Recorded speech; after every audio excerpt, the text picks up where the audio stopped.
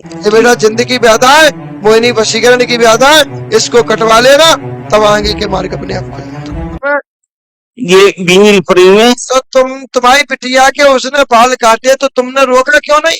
बोला था तुरंत क्यों कह के तुम लायक है कोई, तब इसकी हवा है इसके पास में, तो आप तो गुरुदेव अब तुमने सब जगह भटक गया। तो ऐसे ऐसे तो तुम्हारी बिटिया के साथ बहूनी के साथ भगत कुछ भी कर सकती है और तुम करवा भी सकती है।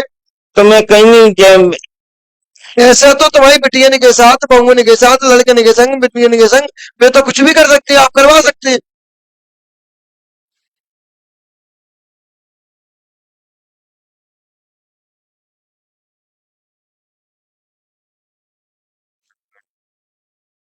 ये पंखा बंद कर दो मत।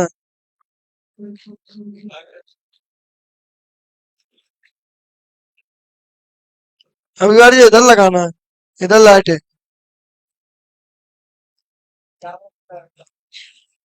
हाँ तो काम बना रहते, बंद बना रहते, चलो कहाँ आते अपन? तो ऐसे तो भगत को कुछ भी कर सकते हो, आप करवा भी सकते हैं। तो भैया आपकी मजबूरी है, और मजबूरी का फायदा उठाना भी बहुत गलत है। बाद में विनाश हो जाएगा सामने वाले का। तुम बिटिया के बाल ले रहे हो, बिटिया को परेशान कर रहे हो, बिटिया को वो कर रहे हो, बिटिया के साथ कुछ गलत कर रहे हो, तो कहीं ना कहीं कल तुम्हारा भी परिवार परेशान होगा, कल तुम्हारे परिवार के साथ भी गलत होगा और तुम देखते रहोगे, कुछ कर नहीं पाओगे।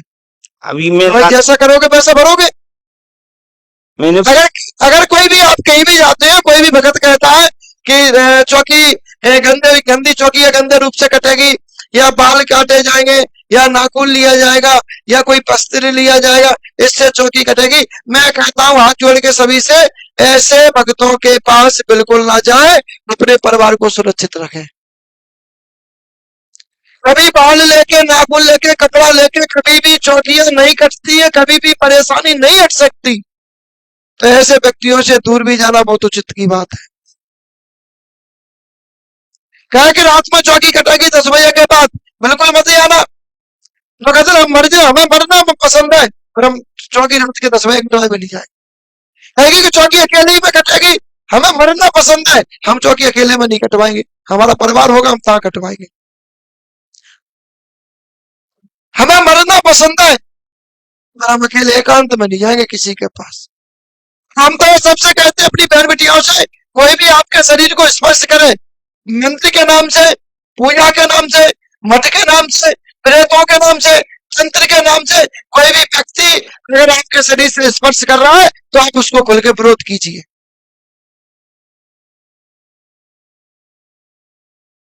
आप उसका विरोध कीजिए, आप चुप ना बैठिए।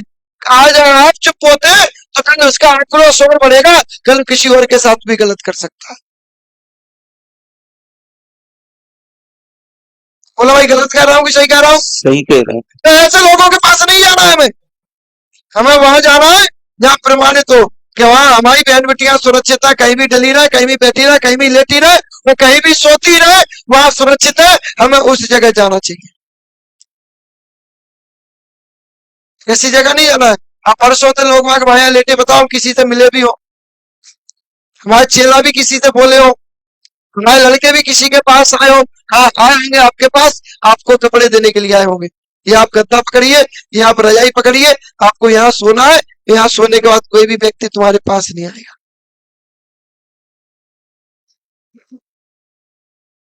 मजाला किसी की आ जाए, धमा किसी की आ जाए, जब मैं सही हूं तो मेरे चेले भी सही होंगे, किसी की औकात नहीं कि भाई बहन बेटियों की छाप गलत उठा के देख ले, किसी की दम नहीं।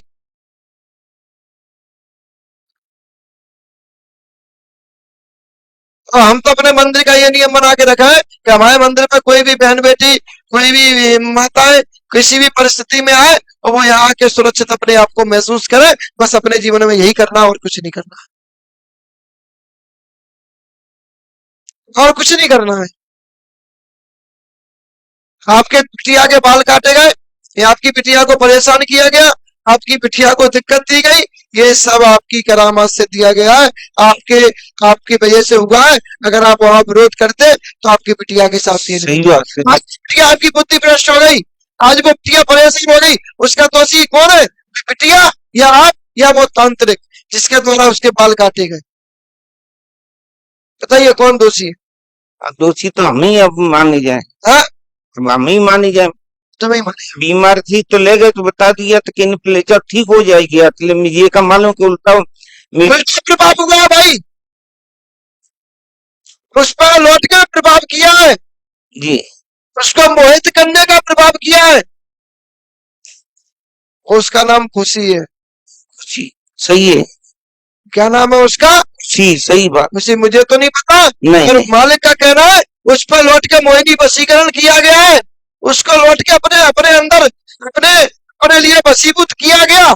जी उसके दिमाग में वही विचार आते हैं अभी भी,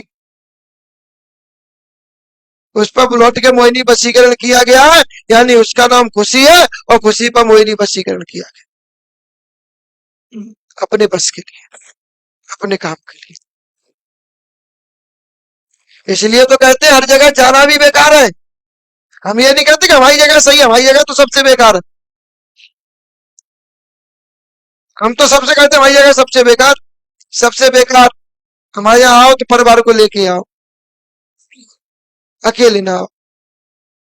अगर अकेले आओगे तो भाई माता जी मिलेंगे तुम्हें। कौन मिलेगा? इतने बेकार हैं हम मिलते ही ना। समझे? तो खुशी पर मोहिनी वशीकरण किया गया। इधर खुशी पर पहले से ही व्याधा थी, हाँ इधर जी तुम्हारी पत्नी पर पहले से ही व्याधा थी, जी यानी कि तुम्हारी पत्नी यानी गीता, यानी गीता पे पहले से ही व्याधा थी। जी गीता और गीता की बच्ची खुशी, इन दोनों पे पहले से ही चिंता चला आ रहा था। उस जिंद को हटाने के चक्कर में, उसका फायदा उठाने के चक्कर में मोहिनी वशीकरण और कर दिया गया। अब ये दो व्याधा हो गई, एक तो जिंद की व्याधा, एक मोहिनी वशीकरण की व्याधा, और इसका प्रभाव तुम्हारे बच्चा पे हो रहा है, यानी प्रिंस पे। जी किस पे हो रहा है? बच्चे पे प्रिंस पे। तुरंत कौन पे हो रहा है? सही, इसका प्रभाव किस पे हो रहा है? बच्चे पे। प्रिंस पे। क्लियर? ये बेटा जिंदगी व्याधा है, मोहिनी वशीकरण की व्याधा है, इसको कटवा लेना, तब आगे के मार्ग अपने आप खुल जाएगा। किस तरह गुरुदेव जी कटेगा? अगले गुरुवार को आना, 5 गुरुवार यहाँ परिक्रमा देना है।